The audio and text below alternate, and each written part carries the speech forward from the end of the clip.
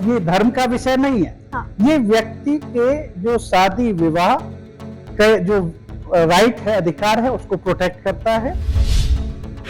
तो ये जो लोग धर्म की बात कर रहे हैं, वो धर्म के आधार पर कोई भेदभाव, पूजा की पद्धति की थोड़ी खिलाफ ये बात कर रहा है कि हमारा देश पाकिस्तान से भी क्या पिछड़ गया है क्या? जब पाकिस्तान में यूनिफॉर्म सिविल कोड बिल है तो यहाँ तो बहुत पहले आना चाहिए था। इसमें सबसे ज्यादा नुकसान जो हो रहा है वो महिलाओं का हो रहा है। तरफ तो हम ह्यूमन राइट की बात करते हैं, तो फिर महिलाओं को यहाँ क्यों पीछे धकेला जा रहा है? तो मुस्लिम वोट बैंक की बात कर ले तो वो कहाँ बढ़ जाएंगे? देखिए, मुस्लिम वोट बैंक इस पर यूनाइट नहीं होगा। अब सर आपको क्या लगता है कि यूनिफॉर्म सिविल कोड, क्या लगता है कि मोदी जी 2024 के चुनाव के पहले इसको लागू करना चाहेंगे या फिर 2024 के बाद? बिल की जो बिल आने की बात है, ये बिल पास 2024 में मुझे जहां तक लग रहा है ये होगा, क्योंकि वो राय बना रहे हैं और राय भी, अपोजिशन भी इसमें एकजुट नहीं है, वो भी इसके साथ है। नमस्कार, स्वागत है आपका खबरों के अड्डा में। मैं आपके साथ अंजू गुप्ता। इन दिनों यूसीसी यानी यूनिफॉर्म सिविल कोड चर्चा का विषय बना हुआ है। क्या है ये लागू कब होगा और विपक्ष में इसका विरोध क्यों हो रहा है, इन सभी सवालों का जवाब जानेंगे आज हम इसी वीडियो में। हमारे साथ चर्चा करने के लिए मौजूद है प्रोफेसर देवराज सिंह। सर, स्वागत है आपका। धन्यवाद। सर, सबसे पहले तो हम जानना चाहेंगे कि यूनिफॉर्म सिविल कोड है क्या और इसकी चर्चा सबसे पहले कब हुई थी? देखिए, ऐतिहासिक परिप्रेक्ष्य में अगर हम देखें तो नेहरू रिपोर्ट 1928 में तैयार किया था। तो उसमें जो ड्राफ्टिंग कमेटी के चेयरमैन थे मोतीलाल नेहरू, उन्होंने इस विषय को रखा कि पूरे देश के लोगों के लिए एक ऐसा संविधान बनेगा जिसमें एक ही कानून हो। तो वहां हम इसको देख सकते हैं कि इस तरह के प्रोविजन की बात थी। लेकिन संविधान निर्माता जब संविधान बना रहे थे तो उस समय इस विषय को बहुत गहराई से इस पर विषय पर चर्चा हुई और इस विषय को राज्य के नीति निर्देशक तत्व संविधान के भाग 4 में स्थान दिया और उसमें आर्टिकल 44 के अंतर्गत यूनिफॉर्म सिविल कोड की बात की गई। तो ये केवल यूनिफॉर्म सिविल कोड नहीं है, राज्य के नीति निर्देशक तत्वों में अगर हम देखते हैं तो उसमें बहुत सारे ऐसे विषय थे जो देश के लिए बहुत उपयोगी थे, लेकिन सरकार उस समय उतनी सक्षम नहीं थी कि उन सारे विषयों को लागू कर पाती। सर, ये तो लागू करने की बात हो गई। पहले हमारे दर्शकों को सिंपल और सरल शब्दों में ये समझाइए कि यूनिफॉर्म सिविल कोड है क्या? देखिए, यूनिफॉर्म सिविल कोड अगर हम देखें, जैसे जो शादी विवाह का जो नियम है, ठीक है, संपत्ति का जो अधिकार है, उत्तराधिकार का जो अधिकार है, केवल इसके बारे में यूनिफॉर्म सिविल कोड बात करता है, जो धार्मिक आधार पर, ये धर्म का विषय नहीं है। हाँ। ये व्यक्ति के जो शादी विवाह का जो राइट है, अधिकार है, उसको प्रोटेक्ट करता है। उसके साथ ही साथ उत्तराधिकार के अधिकार को प्रोटेक्ट करता है और इसके साथ ही साथ उसके आर्थिक जो हिस्सेदारी है, उसकी जो संपत्ति में, उसको सुनिश्चित करता है। तो ये किसी एक धर्म विशेष का हम इसको नहीं कह सकते, ये प्रत्येक नागरिक के लिए जरूरी है। तो ये इसलिए इसको यूनिफॉर्म सिविल कोड में स्थान दिया कि एक कानून बने सभी के लिए, इसमें धर्म की बात नहीं है। तो ये जो लोग धर्म की बात कर रहे हैं, वो धर्म के आधार पर कोई भेदभाव, पूजा की पद्धति की थोड़ी खिलाफ ये बात कर रहा है। ये केवल किसके बारे में बात कर रहा है? शादी विवाह कैसे होगा, निकाह कैसे होगा। तो वो पहले क्या हो रहा है, हमारे लिए अलग कानून बना हुआ है। तो ये पर्सनल लॉ बने हुए हैं, तो ये नहीं चलेंगे। जब संविधान बना तो ये कहा गया कि पूरे देश के लिए एक ही कानून होगा। और ये केवल हमारा देश, तो मैं तो ये देख रहा हूं कि हमारा देश पाकिस्तान से भी क्या पिछड़ गया है क्या? जब पाकिस्तान में यूनिफॉर्म सिविल कोड बिल है तो यहाँ तो बहुत पहले आना चाहिए था, तो यहाँ पर क्यों नहीं आ पाया? तो ये अब आ रहा है, सरकारों की ये मंशा नहीं रही। जो सरकार के पास इच्छा होती है, विल शक्ति होती है, वही सरकार इस तरह के निर्णय लेने में सक्षम होती है। तो ये बहुत पहले आ जाना चाहिए था। संविधान निर्माताओं ने ये राज्यों के सरकारों के ऊपर छोड़ दिया था कि सरकार जल्दी से जल्दी ऐसे काम करें जो जैसे यूनिफॉर्म सिविल कोड बिल जैसे विषयों को पास करें। अब ये बताइए कि इसको लागू, अभी आप बता रहे कि नेहरू जी के टाइम पे इसके पहली बार इसकी चर्चा हो, उसके बारे में आप संक्षिप्त से प्लीज तो बताइए। उसके बारे में मैं ये बताने की कोशिश कर रहा था कि ये विषय बहुत पुराना है और ये विषय संविधान निर्माताओं ने संविधान के अंदर भी इसको स्थान दिया और उन्होंने ये स्वप्न देखा कि देश के लिए सभी नागरिकों को एक कानून के अंतर्गत लाए। यहाँ डिफरेंट अलग अलग नहीं कि मुस्लिम पर्सनल लॉ बोर्ड है, क्रिश्चियन अलग है और भारतीय जो मूल के जो लोग हैं उनके लिए। अगर हम देखें तो हिंदू कोड बिल में हिंदू आ गया, सिख आ गए, जैन आ गए, क्रिश्चियन बुद्ध आ गए, तो ये तो सब इनके लिए तो एक ही कानून बन गया, लेकिन अभी इन लोगों के लिए नहीं बना। तो ये जो एक ही दायरे में, इसमें सबसे ज्यादा नुकसान जो हो रहा है वो महिलाओं का हो रहा है जी। तो ये अधिकार महिलाओं के लिए सुरक्षित करने की, महिला पुरुष का जो अंतर है वो कैसे खत्म हो, उसे खत्म करने के लिए संविधान निर्माता संविधान के अंतर्गत आर्टिकल 44 का प्रोविजन किया और उन्होंने कहा कि राज्य सरकार ऐसे काम करेगी जो समान नागरिक संहिता बनाएगी और प्रत्येक नागरिक के अधिकारों को सुनिश्चित करेगी। ये काम हिंदू कोड बिल के द्वारा तो हो गया, हिंदू महिलाओं को तो न्याय मिल गया, लेकिन अन्य जो पर्सनल लॉ बोर्ड जो सुरक्षित हैं, रख रखे हैं कम्युनिटियों के लिए, तो उनसे महिलाओं के क्या चार शादी कर लेगा, संपत्ति का कोई अधिकार नहीं है, उत्तराधिकार का कोई अधिकार नहीं है, तो ये अधिकार किसको प्रोटेक्ट कर रहा है? जब एक तरफ तो हम ह्यूमन राइट की बात करते हैं, एक तरफ हम वुमेन्स राइट की, सभी जो मैं रेडिकल की बात कर रहा हूँ, जो लोग बात करते हैं इक्वल राइट की, तो फिर महिलाओं को यहाँ क्यों पीछे धकेला जा रहा है? यहाँ पूजा पद्धति की बात नहीं है यूनिफॉर्म सिविल कोड में, यहाँ पर प्रोटेक्शन है महिलाओं के अधिकारों का, तो महिलाएं सभी बराबर है। तो यहाँ हम कैसे कि ये हिंदू महिला है इसलिए इसको अधिकार है, ये मुस्लिम है इसको ये मिलेगा नहीं, तो मुस्लिम को क्यों नहीं मिलेगा? तो ऐसा स्टेट काम करे ना, उनको उनके अधिकार नहीं है क्या? उनके ह्यूमैनिटी नहीं है क्या? उनको ह्यूमन राइट नहीं चाहिए? तो इसलिए ये कानून बहुत पहले बनना चाहिए था। सरकारों में ये क्षमता नहीं थी, विल इच्छा नहीं थी, क्योंकि वोट की राजनीति है। आप बता रहे अभी नेहरू जी के टाइम पे मतलब ये उन्होंने पहल करी, उस टाइम इसका बहिष्कार हो गया, मिलके सभी ब्रिटिश गवर्नमेंट नहीं चाह रही थी ना उस समय, तो देश आजादी थी, वो तो ड्रीम था। जो नेहरू रिपोर्ट क्या कर रही थी कि इस तरह का हम अपने देश के लिए संविधान बनाएंगे, इस तरह का प्रोविजन होगा, इस तरह के यूनिफॉर्म रहेगा, उसमें एक जैसे कानून रहेंगे, उसकी बात कर रहे थे। उसमें तो कोई, जब देश आजादी नहीं हुआ वो विषय तो वही खत्म कर दिया, ब्रिटिशर उसमें सहमत नहीं है तो आगे बढ़े नहीं। राजनीतिक रूप से देखा जाए तो इसका क्या महत्व है? अभी हाल फिलहाल में मोदी जी भी इसके बारे में उन्होंने खुल के बात की, यूनिफॉर्म सिविल कोड लाने की बात की, कहा कि सुप्रीम कोर्ट डंडा मार रही है कि यूसीसी लाओ। देखिए, सुप्रीम कोर्ट का मैं इसका लीगल एस्पेक्ट की इसकी बात कर रहे हैं, तो लीगल एस्पेक्ट देखें तो हम वाई.एस. चंद्रचूड़ जब चीफ जस्टिस थे इंडिया के 1985 में, उन्होंने अपना जजमेंट उन्होंने कहा कि ये बहुत जरूरी है, वो समय आ गया जब यूनिफॉर्म सिविल कोड लागू कर देना चाहिए। कितने साल हो गए आज उस जजमेंट, उन्होंने जब इस तरह का अपना जजमेंट दिया, कितने साल हो गए? 15 साल तो हो गए और 20 साल हो गए, यानी कितने हो गए? 35-36 साल हो गए, अभी तक नहीं है। अब सरकार इसके बारे में सोच रही है, बिल लाने की, सभी पार्टियों से बात करने की सोच रही है। कुछ पार्टियां जो अपोजिशन में है वो इससे सहमत भी हैं, कुछ असहमत है। विरोध क्यों है इतना? विरोध इसलिए, विरोध की राजनीति केवल इसलिए, वोट बैंक, मेरा जो वोट है, हर पार्टी का अपना अपना एक सोशल बेस है, जिस सोशल बेस से उनको वोट मिलता है।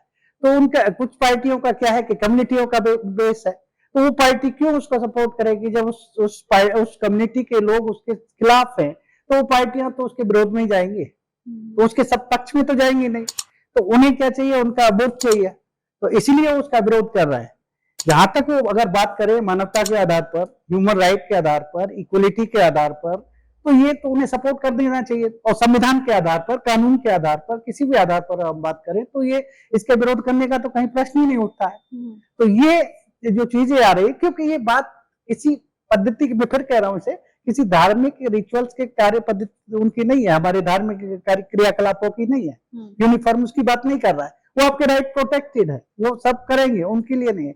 लेकिन ये लागू हो रहा है शादी विवाह कैसे हो, संपत्ति का अधिकार मिले कैसे मिले, उसके लिए उनको उत्तराधिकार मिले या न मिले, ऐसे विषय हैं जिनको यूनिफॉर्म सिविल कोड प्रोटेक्ट करेगा, प्रत्येक नागरिक के अधिकारों को सुनिश्चित करेगा। कहीं न कहीं जो मैनिफेस्टो था बीजेपी का, उसमें उनके कुछ जो मुद्दे थे वो तो पूरे हो गए, अब बच रहा है यूसीसी। 2024 के आते-आते तक क्या आपको लगता है कि ये लागू हो जाएगा? देखिए, मुझे मुझे जो लग रहा है, जहाँ तक गवर्नमेंट की जो विल है, चाहे यूसीसी की बात करें, चाहे आर्टिकल 370 की बात करें, चाहे वो और विषय हों जिन पे जो 3 पहले तलाक जो हो एजेंडे गया। में थे, हाँ। जो पहले प्रायोरिटी में थे, क्यों इस पार्टी ने ये एजेंडे खत्म नहीं किए थे? हुँ।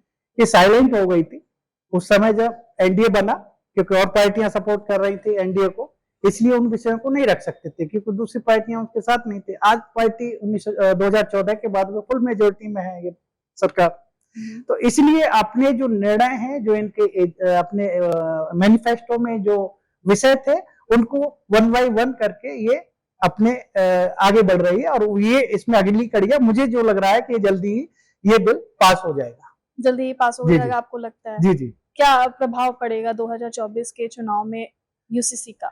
देखिए, यूसीसी का इफेक्ट बहुत पॉजिटिव रहेगा। इसमें यही नहीं कि इस पे जो माइनॉरिटीज की जो महिला हैं, उनके राइट सुरक्षित होंगे, और दूसरा एक और इसका फायदा होगा, जो कन्वर्जन होता था, हाँ। तो कन्वर्जन जो होता था उस पर भी एक प्रभाव पड़ेगा। जैसे कोई हिंदू है, और हिंदू क्या है कि एक मैरिज है हिंदू कोड बिल में, लेकिन वो अब वो दूसरी शादी करना चाहता है, तो वो क्या कर लेता था, कन्वर्ट हो जाता था, फिर वो दूसरी शादी के लिए बताया, तलाक भी नहीं लिया। तो इस तरह के जो विषय आ रहे हैं, वो उन पर एक तो लगाम लगेगी, दूसरा कन्वर्जन भी एक फायदा मिल रहा है, वहां के हमें 4 शादी कर सकते हैं इस तरह से, तो वो उन पर भी उस तरह से नहीं होगा। हाँ। तो इस तरह के हम बहुत सारे केसेस मीडिया के द्वारा भी आपने भी देखा होगा, हम भी सुनते रहते हैं और देखते रहे हैं, इस तरह से बहुत सारे केसेस आए, चाहे वो फिल्म इंडस्ट्री के भी लोग भी कह रहा हूँ इसमें जुड़े थे, और आम और जो वैसे लोग हैं, एलिट वर्ग है, वो तो करता है, इस तरह से होता है। तो ये चीजें फिर नहीं होंगी, और इससे किसको प्रोटेक्शन मिलेगा सबसे ज्यादा? किसको? भला कौन महिला है? मुस्लिम ही है ना, 50% है ना, आधा तो है नहीं। तो जब उनको प्रोटेक्ट कर रहा है, उसका प्रभाव तो पड़ेगा ना, उसका राजनीतिक प्रभाव भी पड़ेगा, उसका जो जब वोट कास्ट होगा उस पर भी वो रिजल्ट देखने को मिलेगा। अच्छा, इसके बाद राजनीतिक फायदा किसको मिलेगा? लाभ हानि किस पार्टी को मिलेगी सबसे ज्यादा, आपको क्या लगता है? देखिए, मुझे जहां तक लग रहा है, इस विषय पर, ऐसे जो भी विषय है, राष्ट्रीय मुद्दे हैं, ठीक है, संविधान इस बात को कह रहा है, समाज इस बात को चाहता है। क्या आप चाहती हैं कि अलग अलग राइट हो महिला के लिए, इसके लिए अलग, इसके अलग? एज अ वुमन तो नहीं। तो ये मैं चाहता हूँ कि पुरुष के लिए राइट हो, इसके लिए ना हो। हाँ।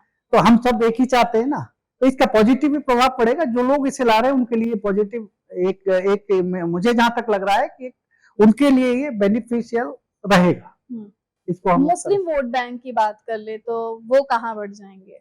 देखिए, मुस्लिम वोट बैंक इस पर यूनाइट नहीं होगा, मुस्लिम वोट बैंक डिवाइड हो जाएगा, और मुस्लिम वोट बैंक बीजेपी को भी आएगा। जो महिलाएं हैं, जिनके अधिकारों को सुरक्षित किया जा रहा है, प्रोटेक्ट किया जा रहा है, तो वो कहाँ जाएगा? जब वो लग रहा है कि उससे मोबिलाइज होगा, कुछ पार्टियां सोच रही हैं कि हम इस मुद्दे को लेकर इसको लेकर आगे चलें, लेकिन उसी मुद्दे को लेकर वो ये नहीं देख रहे कि 50% जो लोग हैं वो उस विषय से खुश है, उस सब्जेक्ट को आने थे, तो वो फिर कहाँ जाएगा? अब वोट को वहां जाके, चाहे मेरी वाइफ है या मैं हूं, तो हम लोग एक साथ वोट नहीं डाल रहे ना वहां, तो हम अलग अलग जा रहे हैं, तो वो मेरी सुनेंगी या नहीं सुनेंगी? हाँ। तो मैं जहाँ दे रहा हूँ वहां वोट देंगी या नहीं देंगी, ये क्या गारंटी है? तो ये कहीं ना कहीं नई पार्टियों को वोट जाएगा, जो लोग ठीक है 50% लोग इनके सपोर्ट में हो गए, और बाकी जो नहीं है, जैसे आप कह रहे कि आपकी वाइफ अलग वोट डालेगी, आप अलग वोट डालोगे, तो आप देख नहीं जा रहे। देखिए, मैं इसको इस तरह से कह रहा हूँ कि कुछ परसेंटेज, हाँ। मैं ये नहीं कह रहा हूँ महिलाएं सारी आ गई इधर आ जाएंगे, हाँ। कुछ महिलाएं कंजर्वेटिव, रेडिकल, सभी तरह के सोसाइटी में, हाँ। लोग हैं, कुछ फॉलो करते हैं, कुछ नहीं करते हैं, कोई मॉडर्न है, कोई इस तरह से, तो वो जो प्रभाव है वो बीजेपी को भी बेनिफिट करेगा, उन्हें तो करेगा, उनको उस तरह से नहीं कर पाएगा, क्योंकि उन्हीं कटेगा ही वोट, तो जाएगा ही जेंडर के बेसिस। तो सर, जो नई पार्टियां उभर के आ रही है, या फिर बात करें मुस्लिम लीडर की, जैसे कि ओवैसी उभर के सामने आ रहे हैं, तो कहीं ना कहीं वोट बैंक क्या इधर भी जाएगा अधिकतर मुस्लिमों का? क्या लगता है आपको? देखिए, मुझे नहीं लग रहा है यहाँ पर कि ये जो वोट बैंक है ओबीसी के साथ जाएगा। क्यों नहीं जाएगा? कि ओबीसी पहली बार चुनाव नहीं लड़ रहे हैं, या बहुत बार चुनाव लड़ चुके हैं, जिस बेल्ट की मैं इधर की बात करूँ, हो सकता है उनका पर्टिकुलर कुछ कॉन्स्टिट्यूंसी है आंध्र प्रदेश में, हैदराबाद के आसपास, तो वहां उनका आधार है। तो इसीलिए उनका जो यहाँ, अगर हम यहाँ बड़े राज्यों की, यहाँ नॉर्थ इंडिया में बात करें, तो उनका कोई उस तरह के आधार ही नहीं है पार्टी का। तो उनकी तरफ जो वोट जाएगा किस तरह से गठबंधन होगा। आज के समय में कोई भी कम्युनिटी इतना बुद्धिमान है कि उसे ये दिखेगा कि कहाँ हमें आधार मिलेगा, कहाँ हमारी पोजीशन बनेगी, कहाँ हमें सिक्योरिटी है, कहाँ हम जीत सकते हैं, किसके साथ मिलकर। तो यहाँ कोई ऑप्शन नहीं है, ओबीसी जी की तरफ नहीं जा रहा है। यहाँ उधर जहाँ उनका थोड़ा जो भी बेस है वहां उनका मिल सकता है, उनका जो रहेगा। लेकिन इसके आधार पर वो भी मैं ये कह रहा हूँ कि वो अब वोट यूनाइट नहीं रहा, वो डिवाइड रहेगा कम्युनिटी का यूसीसी पे आ जाने से। क्योंकि एक तरफ कुछ राइट जिनको प्रोटेक्ट हो रहे हैं ना, 50% लोगों के उसी कम्युनिटी के अधिकारी तो प्रोटेक्ट हो रहे हैं ना। उसमें संपत्ति का उन्हें अधिकार मिलेगा, उन्हें उत्तराधिकार का अधिकार मिलेगा, उन्हें डाइवोर्स का अधिकार मिलेगा, राइट मिलेगा, उन पर सारे एक्ट लागू होंगे, डॉरी और जो भी एक्ट है अभी तक पर्सनल लॉ बोर्ड से चलते हैं। तो फिर ये वो कहाँ जाएगा, वो क्या आंख बंद करके जाएगा? उसे नहीं लगेगा कि मुझे कोई मेरा अधिकारों को सुरक्षित कर रहा है या मुझे कोई न्याय दिला रहा है, तो मैं उधर जाऊं या उधर जाऊं, मेरी भलाई की बात कर रहा है, या दूसरी तरफ जब जहां मुझे जो चीजें ले जा रहा है दूसरी तरफ पीछे की तरफ ले जा रहा है। तो ये कोई बेनिफिट एक को नहीं मिल रहा है उस तरह से। ये मुझे जहां तक लग रहा है ज्यादा बेनिफिट जो होगा वो बीजेपी का रहेगा। क्यों रहेगा?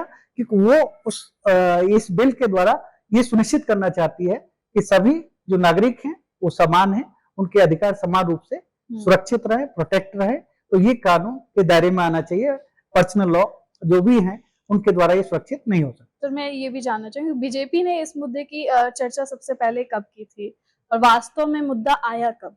देखिए, ये मैं जब देख रहा हूँ कि इलेक्शन मैनिफेस्टो में हम देखते हैं ये जो विषय है बीजेपी की, जहां तक बात कर रहे हैं, तो मैं इसको देख रहा हूँ कि ये विषय 80 के बाद जब और ज्यादातर विशेष कर कहूँ तो 90 के बाद ये विषय एजेंडे में आ रहा है। आपको क्या लगता है कि ये कितना लागू होना जरूरी है, और ये पहले लागू नहीं हुआ, अब कितना जरूरी है यूनिफॉर्म सिविल कोड लागू होना? देखिए, एक तो हम कहते हैं कि एक यूनिटी के लिए जरूरी एक कानून होना चाहिए, एक संविधान होना चाहिए, एक राष्ट्र होना चाहिए। कहते हैं नहीं कहते हम लोग, हम इसमें बिलीव करते हैं नहीं करते हैं। तो उस नाते तो यूनिफॉर्म सिविल कोड जरूरी है। तो ये किस स्तर पर आएगा इस पर हम सोच सकते हैं।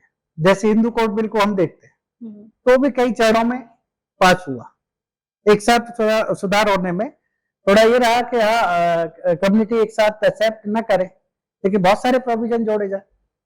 तो ये सरकार ये सुनिश्चित करेगी, उसकी जो कमेटियां हैं वो सुनिश्चित करेंगी कि किस फॉर्म में उसको लाए।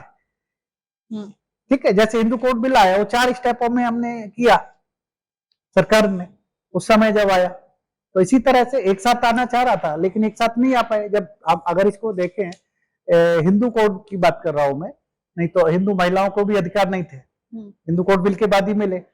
जब डॉक्टर बाबा साहब भीमराव अम्बेडकर 1951 में जब इस बिल को पास करने जा रहे थे, पार्लियामेंट में लेके जा रहे थे हिंदू कोड बिल को, तो जिस तरह की आज स्थिति है, जो मुस्लिम जो कम्युनिटी है उस तरह से उसके खिलाफ थी हिंदू कम्युनिटी। तो हर कम्युनिटी जो लोग हैं वो उसके खिलाफ होते हैं, तो ये कोई नई बात नहीं है। ठीक है, उस समय भी थे, लेकिन सरकार की मंशा थी, सरकार फिर उसको दोबारा लाई उस बिल को, और फिर उसको 4 पार्टों में उसको इम्प्लीमेंट किया, संशोधन किए और फिर उसको बिल के रूप में लाए। श्रीलंका में सर मुस्लिमों ने ही पहल करी थी कि हाँ ये सारी चीजें खराब है, इसको हटाओ। यहाँ के मुस्लिमों की ऐसी पहल क्यों नहीं है, क्या मानसिकता है? देखिए, आप श्रीलंका की बात कर रही है, मैं तो पाकिस्तान की बात कर रहा हूँ ना। तो पाकिस्तान में भी यूनिफॉर्म सिविल कोड लागू हो गया है। तो यहाँ मुस्लिम देखिए कंजर्वेटिव जो लोग हैं तो वो नहीं चाहते कि ये इस तरह का बिल ये पास हो। बहुत से लोग आप ये देखेंगे इस कम्युनिटी में कि इसके खुश हैं, ये बिल आए, पास होना चाहिए, लेकिन जो कंजर्वेटिव लोग हैं वो इसको नहीं आने देना चाहते हैं। दूसरा ये मैं पहले ही कहा कि पॉलिटिकल विल, राजनीतिक जो इच्छा शक्ति है वो राजनीतिक दलों में नहीं थी उस समय। वो डरते हैं कि अगर हमने ये पास किया तो हमारा वोट नहीं देगा ये कम्युनिटी हमें, तो हमारी स्थिति, हम पीछे चले जाएंगे।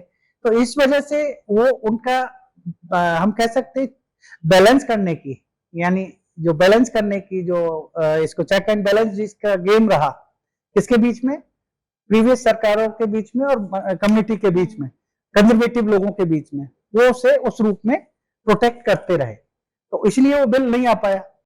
इसलिए अब जो आज जो दिख रहा है, आज वो स्थिति नहीं है। आज ये सरकार ये चाह रही है कि इसको जल्दी से जल्दी लागू, और ये सरकार ही नहीं चाह रही है, सुप्रीम कोर्ट भी चाह रहा है 1985 से कि ये जल्दी से, उस समय बता रहा है कि बहुत आवश्यक हो गया है। तो सरकार तो अब इसके बारे में सोच रही है कि इसको लागू किया। अब सर आपको क्या लगता है कि यूनिफॉर्म सिविल कोड, क्या लगता है कि मोदी जी 2024 के चुनाव के पहले इसको लागू करना चाहेंगे या फिर 2024 के बाद? देखिए, जहां तक ये बिल की जो बिल आने की बात है, ये बिल पास 2024 में मुझे जहां तक लग रहा है ये होगा, क्योंकि वो राय बना रहे हैं और राय भी, अपोजिशन भी इसमें एकजुट नहीं है, वो भी इसके साथ है। तो अपोजिशन की जो पार्टियां हैं, सरकार की मंशा है, सरकार उसको चाह रही है, लेकिन अपोजिशन पार्टी भी इस विषय पर एकजुट नहीं है। वो चाह रहे हैं कि अच्छा भी है, कुछ पार्टियां चाह रही है कि सही भी नहीं है। तो इसलिए अब क्या है, ये अच्छी स्थिति है, सरकार फुल मेजोरिटी में है, सरकार को किसी का दबाव नहीं है, अपोजिशन का भी दबाव नहीं है, अपोजिशन भी चाह रहा है कि हाँ इसको ला दिया जाए। तो ये बिल मुझे जहां तक लग रहा है 2024 से पहले पार्लियामेंट इसको पास करेगी। तो सर बहुत बहुत धन्यवाद आपका, हमारे दर्शकों को आपका कीमती समय देने के लिए। धन्यवाद। तो ये थे प्रोफेसर देवराज सिंह, जिन्होंने यूनिफॉर्म सिविल कोड के बारे में हमें सारी जानकारियां दी। आपका क्या ख्याल है यूनिफॉर्म सिविल कोड लागू होने को लेकर, हमें कमेंट बॉक्स में जरूर बताइएगा।